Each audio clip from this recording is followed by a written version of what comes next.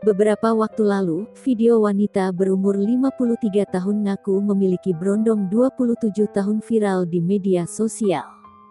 Dalam video tersebut wanita berumur 53 tahun bernama Nurul Hidayati mengaku dirinya telah memiliki satu orang cucu dan seorang pria yang ia sebut brondong 27 tahun.